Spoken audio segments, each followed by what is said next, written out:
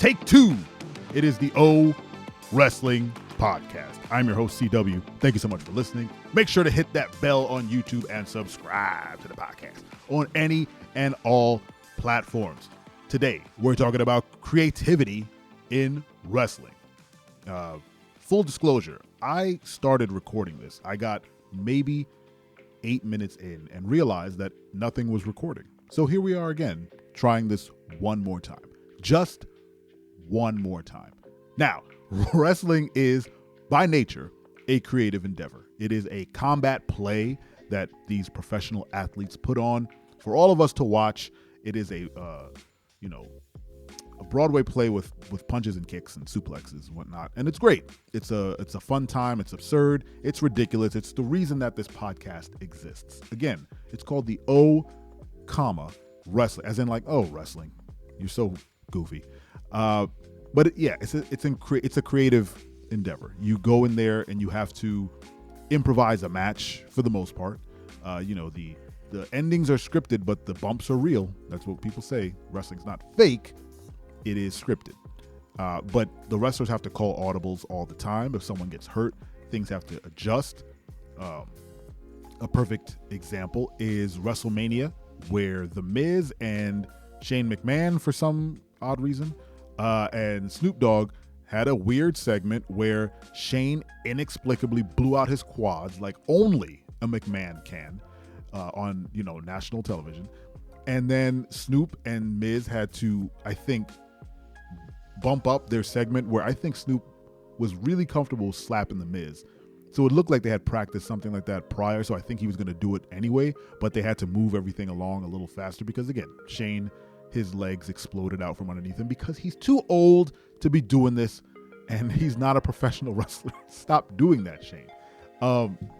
Anyway, the poise that everyone in the ring had, from the referees kind of quietly conducting what was happening, to the Miz selling like a madman, to Snoop Dogg being able to, pivot so quick. I mean, Snoop Dogg is a decades-long performer.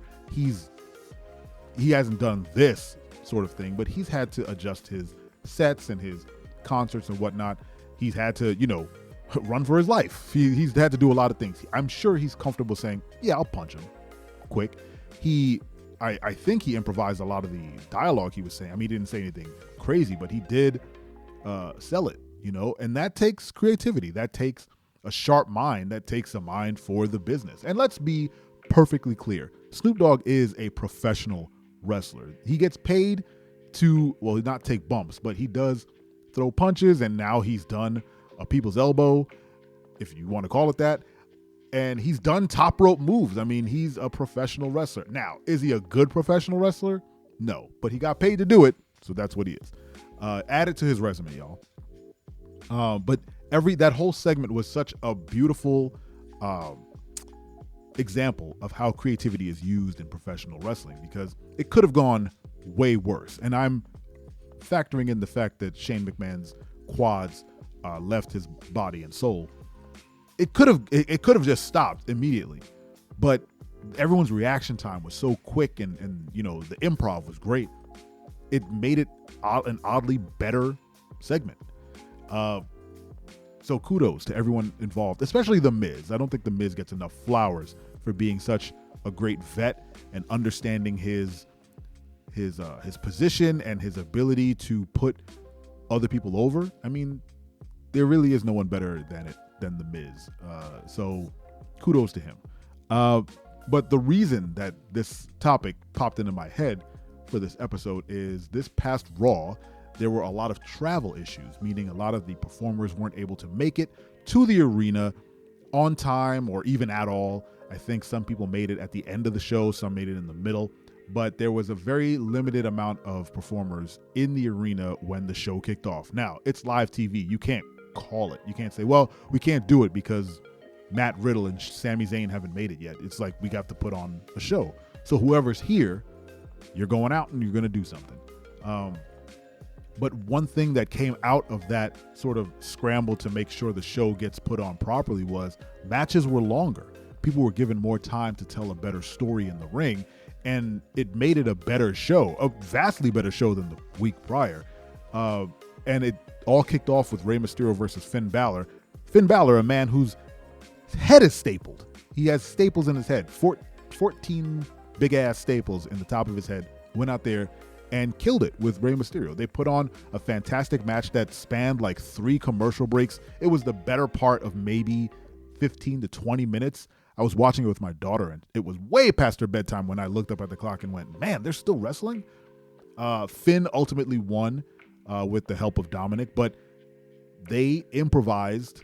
You know, I'm sure they were only supposed to go maybe 1 commercial break, 10 minutes tops, and then kind of move along to something else, but they had to fill time in a 3-hour show. People weren't backstage, so they went long. And of course, Rey is a legend. Finn is a legend in himself. Of course, they're going to put on a great match together. And they did. And Rey protected Finn's head, didn't smack him in the top of the head. I didn't see him take any weird bumps. And he came out on top, Finn. And of course, Rey is going to protect him as well. So that was a great match. The Usos and Alpha Academy put on a banger. With Alpha Academy looking really strong as a tag team, and putting on just a fantastic match with the Usos, and highlighting the fact that Alpha Academy should be in the conversation for the tag team titles at some point. I think the gimmick alone of Otis not being able to put the tag title around his waist because it's so wide would be comedy gold every single time. I'm not saying that Sammy and KO need to lose the titles anytime soon, but Alpha Academy definitely put their stamp on the we should be in the conversation, especially after they kind of ditched the Street Profits by cashing in their title match on that terrible Raw a week ago. So yeah, we need more strong tag teams, and Gable and Otis have been consistent for years, but they got the time to put on a great match, as did Bobby and Bronson Reed.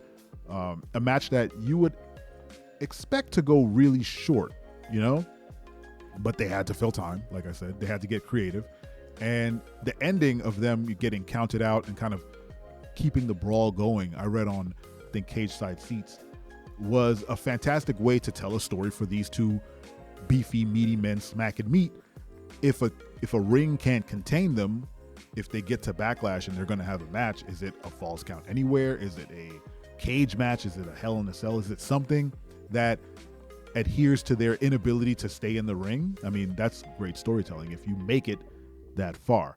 So the Raw was decent, and the last match, KO versus Solo, was a great example of them, you know, working with what they had. KO had no Sammy to back him up, and the Usos were there to back up their little brother Solo. So he cut a promo saying, I'm going to fight no matter how much backup I have or how much backup I don't. And Matt Riddle and Sami Zayn made it to the arena at the end to kind of not save the segment, but definitely, you know, complete that promo loop. He didn't have backup. They come sprinting in to help him clear the numbers game, and then they did. So Matt Riddle getting a huge push all of a sudden. Now he's with Sammy and KO.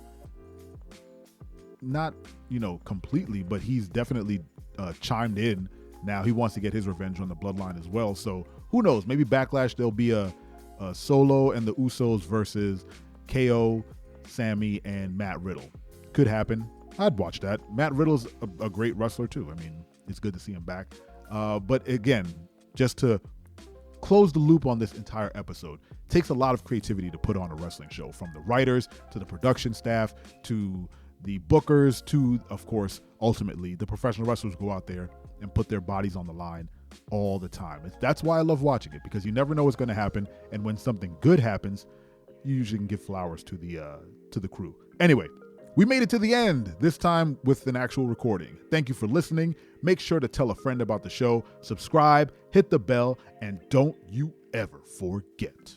I'm your friend, but if I ever see you in the ring, I can beat you. Don't you know? Yeah, yeah, yeah.